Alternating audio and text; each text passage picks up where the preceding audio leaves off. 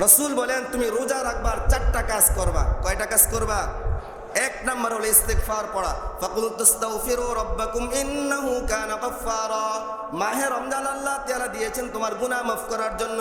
তুমি যদি দিনের বেলা রোজা রাখো তো আল্লাহ তাআলা তোমার জিন্দেগীর গুনাহগুলোকে মাফ করে দিবেন। দুই নাম্বার কাজ হলো কালিমা তাইয়্যিবা লা ইলাহা ইল্লাল্লাহ বেশি বেশি পড়া।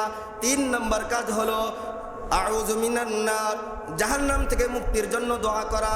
চার নাম্বার হলো আল্লাহ তাআলার কাছে জান্নাত চাওয়া। আল্লাহুম্মা ইন্না নাসআলুকাল জান্নাতা ওয়া নাউযু বিকা মিনান নার। তাহলে আমরা দিনের বেলা রোজা রেখে কয় কাজ বেশি বেশি করব? এক নাম্বার হলো কি করব? ইস্তিগফার পড়ব, ইস্তিগফার তওবা করব, ইস্তিগফার পড়ব। এক নাম্বার কাজ কি? ইস্তিগফার পড়ব। দ্বিতীয় নাম্বার হলো কালিমা তাইয়্যিবা বেশি বেশি পড়ব। কালিমা তাইয়্যিবা কি পড়ব? পারেন না সকলে? পারেন সকলে? আচ্ছা, আলহামদুলিল্লাহ। তিন নাম্বার কাজ হলো জাহান্নাম থেকে মুক্তি চাইব। জাহান্নাম থেকে কি চাইব? আল্লাহুম্মা আজিরনা মিনান নার। আল্লাহ তুমি আমাকে জাহান্নাম থেকে মুক্তি করে দাও। আমার বাবা আজকে দুনিয়াতে নাই, বাবা যদি কোনো কারণে জাহান্নামী হয়ে থাকে বাবাকে মাফ করে দাও। আমার মা দুনিয়াতে নাই, যে মা নিজে না খাই আমাকে খাওয়াইছে, কত কষ্ট করে আমার জন্য লালন পালন করছে। শীতকালে আমি মার কোলের মধ্যে প্রস্রাব করে দিছি, শীতকালে মায়ের কোলের মধ্যে হাগু করে দিছি, মা আমাকে ফেলে দেয় নাই, আমাকে পরিষ্কার করে কোলে নিয়ে কত সুন্দর করে আমাকে ঘুম পড়াইছে। সে মা আজকে দুনিয়াতে নাই। তোমার জন্য উচিত হলো মার জন্য দোয়া করা, বাবার জন্য দোয়া করা, মুরব্বীদের জন্য দোয়া করা।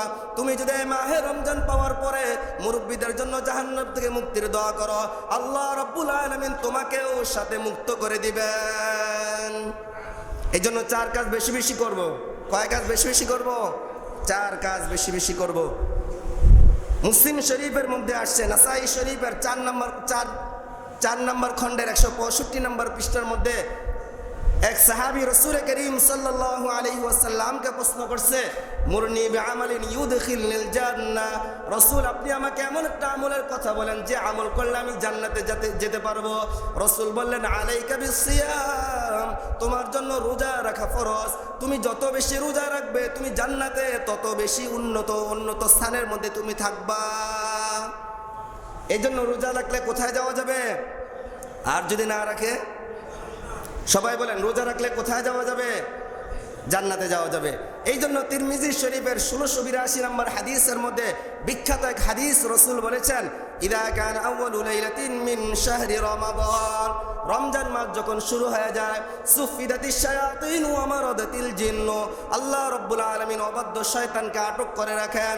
অবাধ্য শয়তানকে আটক করার পরে ওয়াগুল্লিকাত আবওয়াবুন নার ফালাম ইফতাহ মিনহা বাবুন, জাহান্নামের দরজাগুলো আল্লাহ তাআলা বন্ধ করে দেন। এই এক মাসের মধ্যে জাহান্নামের দরজাগুলো খোলা হয় না। ওয়া ফুতিহাত আবওয়াবুল জান্নাহ, এবং জান্নাতের দরজাগুলো খুলে দেন। ফালাম ইউগলাক মিনহা বাবুন, জান্নাতের দরজাগুলো এক মাস বন্ধ হয় না। ওয়া ইউনাদি মুনাদিন ফি কুল্লি লাইলাতিন, আসমান থেকে এক ব্যক্তি ঘোষণা করতে থাকে, ওয়া ইয়া বাগিয়াল খায়রি আকবিল, হে কল্যাণকামী, হে ইবাদতকারী, তুমি এই মাসে আগে যাও, এই মাসে সদকা বাড়ায় দাও, এই মাসে রোজাকে ঠিকমতো রাখো, এই মাসের মধ্যে কোরআন তেলাওয়াত করো, এই মাসের মধ্যে তুমি আল্লাহ তাআলার সাথে সম্পর্ক তৈরি করো। ওয়া ইয়া বাগিয়াশ শাররি আকসির, হে অকল্যাণকামী গুনাহকারী ব্যক্তি, এবার তুমি থেমে যাও। তুমি মাহে রমজান আসার আগে অনেক গুনাহ করেছো, জিনার গুনাহ করেছো, হাতের গুনাহ করেছো, পায়ের গুনাহ করেছো, সমস্ত রকম গুনাহের মধ্যে তুমি লিপ্ত আছো। আল্লাহ রাব্বুল আলামিন তোমার জন্য শয়তানকে আবদ্ধ করে দিয়েছে, তুমি ইবাদতের লাইনে এগিয়ে যাও।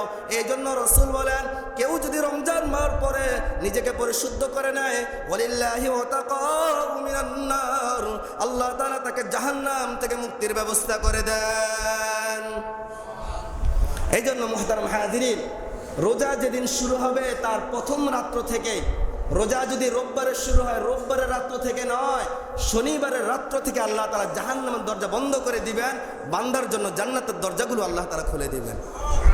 এখন কে কে জান্নাতে যেতে চান? সবাই চান? সবাই চান? আর জাহান্নামে কে কে যেতে চান? আমি তো একলা হাত তুলে রাখলাম। আমরা যদি সবাই একসাথে জান্নাতে চলে যাই আমাদের কারো কোনো ক্ষতি আছে? একজন দাঁড়ান তো, যে হুজুর আমি জান্নাতে গেলে আমার ক্ষতি আছে। কি ক্ষতি আছে? হুজুর জান্নাতে তো বিড়ি খাওয়াইব না। অনেক কিছু পাইবেন জান্নাতে, অনেক কিছু পাইবেন।